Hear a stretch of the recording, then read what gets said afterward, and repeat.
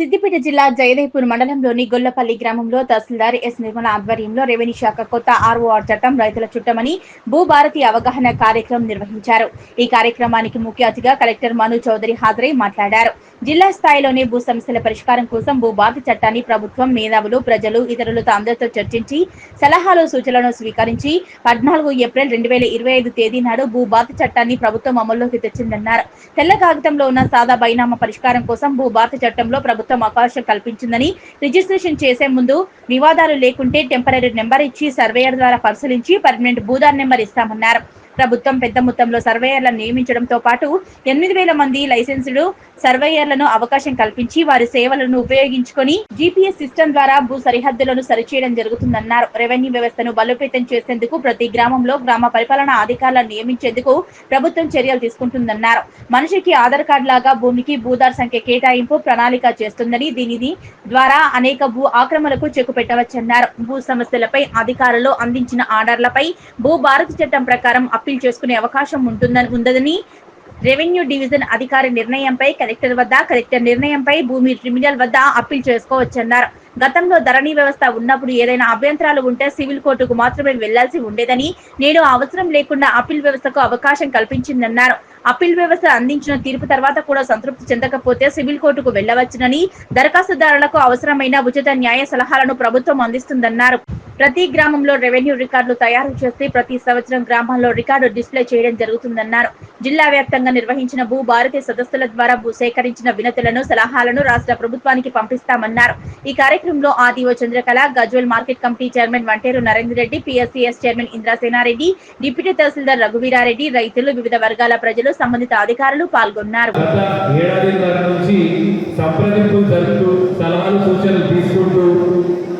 ఈ చట్టం ఏ విధంగా రూపొందిస్తే బాగుంటుంది అన్న ఒక ఆలోచనతోటి గత ఏడాదిన్నర నుంచి చాలా అంశాలని పరిగణలోకి తీసుకొని ఇంతకుముందున్న వ్యవస్థలో మనకి ఎటువంటి ఇబ్బందులు ఉంటాయి, ఏ విధంగా మనము గ్రామ వ్యవస్థను బలోపేతం చేయొచ్చు, ఏ విధంగా పారదర్శకంగా మనం రెవెన్యూ పాలన అనేది ప్రజలకు అందించగలుగుతాము అన్న ఒక ఆలోచనతోటి ఈ కొత్త భూభారతి చట్టాన్ని 4 జనవరి 2025 నాడు గెజెట్ నోటిఫికేషన్ చేయడం జరిగింది.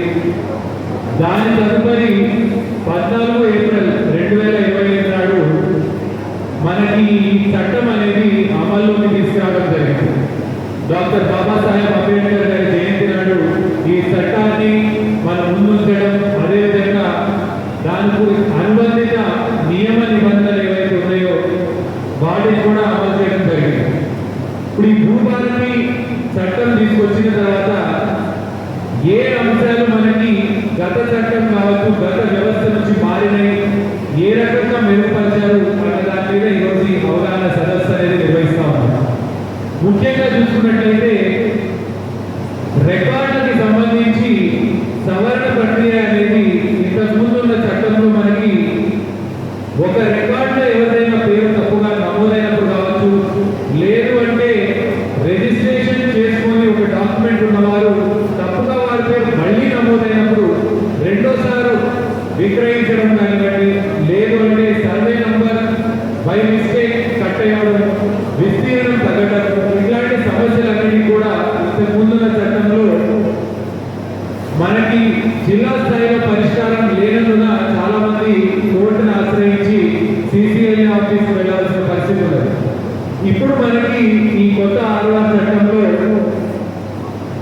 నోటీస్ ఇచ్చేసి బోత్ పార్టీస్ ఎవరైతే పేరు ఎక్కాలి అని అనుకుంటున్నారో, ఎవరైతే పేరు ప్రెసెంట్ గా రికార్డు రిఫ్లెక్ట్ అవుతుందో ఇద్దరిని కూడా డాక్యుమెంట్ తో సహా ఆఫీస్కి పిలిపించుకొని నోటీస్ ఇచ్చిన తర్వాత హియరింగ్ కండక్ట్ చేసి ఒక 2 నెలల కాల వ్యవధిలోనే ఈ మొత్తం సమస్యని పరిష్కరించి ఒక ఆర్డర్ అనేది పాస్ చేయాలి అనేది కూడా ఈ చట్టంలో మనకు ఉంది. అదేవిధంగా మనకి సాధారణ తెల్ల కాగితం మీద కొనుగోలు చేసిన ట్రాన్సాక్షన్స్ ఏవైతే ఉన్నాయో వాటన్నిటికీ సంబంధించి కూడా అందరూ రైతులు ఎవరైతే సాధారణ తెల్ల కాగితం మీద కొనుగోలు చేస్తున్నారో వారందరికీ కూడా హక్కు కల్పించాలి అని ఈ చట్టం మనకి చాలా స్పష్టంగా తెలియజేస్తా ఉంది.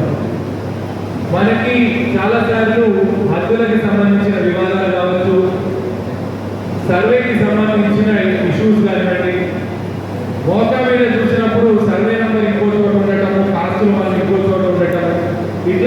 సమస్యలు మనకి తరచూ ఎదురవుతూ ఉంటాయి.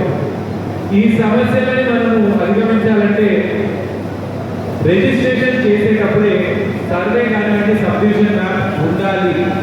అదేవిధంగా ఈ భూమికి సంబంధించిన విస్తీర్ణానికి బౌండరీస్ అనేది ఫిక్సప్ చేయాలి.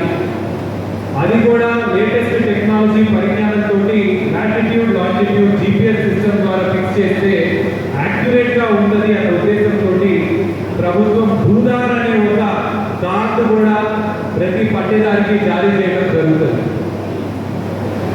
మనకి ఇంతకుముందు వారసత్వ భూములు ఏవైతే ఉన్నాయో వాటికి సంబంధించి చాలాసార్లు వారసుల మధ్యలో కూడా కుటుంబ కలహాలు కావచ్చు, లేదంటే అభిప్రాయ భేదాల వల్ల కూడా ఒక కొలికి రాని పంచాయతీలు కావచ్చు, సమస్యలు కావచ్చు. ఇందులో మనకి ఒక నెల రోజుల్లోనే వారసులు ఎవరైతే ఉన్నారో అందరినీ కూడా పిలిపించి నో అబ్జెక్షన్ తీసుకొని వారి దగ్గర నుంచి అఫిడవిట్ సైన్ తీసుకొని మ్యూటేషన్ చేయాలి అని కూడా ఈ చట్టంలో మనకి అంశాన్ని పొందుపరచడం జరిగింది.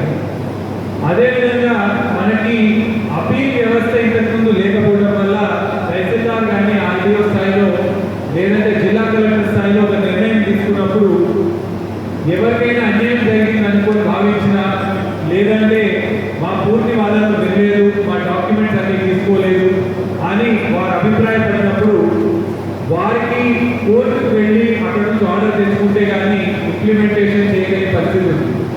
ఇప్పుడు రెండంచెల అపీల్ వ్యవస్థ కూడా జిల్లా స్థాయిలోనే తహసీల్దార్ పాస్ చేసిన ఆర్డర్ మీద ఆర్డీఓ పాస్ చేసిన ఆర్డర్ మీద కలెక్టర్, జిల్లా స్థాయిలోనే అన్ని అంశాలు కూడా శాశ్వత పరిష్కారం లభించాలి అని ఈ భూభారతి చట్టంలో మనకి ఒక ముఖ్య కీలక అంశాన్ని కూడా పెట్టడం జరిగింది.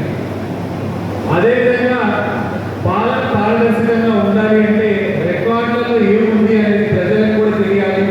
వారు కూడా ఈ రెవెన్యూ వ్యవస్థలో భాగస్వాములు కావాలంటే ఒకరి పేరు ఎప్పుడు మారింది, ఒక గవర్నమెంట్ ల్యాండ్ పట్టాకి ఎప్పుడు పడ్డది, లేదంటే అన్యాక్రాంతం అయింది, కబ్జాకి గురైంది అనే విషయాలు తెలుసుకోవాలంటే రికార్డులు ప్రజలకు కూడా మనం అందజేయాలి అన్న ఉద్దేశంతో ప్రభుత్వం సర్టిఫైడ్ కాపీస్ అంటే అర్జీ పెట్టుకున్న అర్జీదారికి హాజరా కావచ్చు, సేట్వార్ కావచ్చు, చెత్తల పాయింట్ కావచ్చు, ఇతరత్ర డాక్యుమెంట్స్ ఏవైతే ఉన్నాయో తప్పకుండా పట్టేదారికి అందజేయాలి.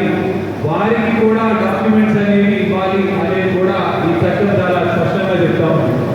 ఇట్లా ఎన్నో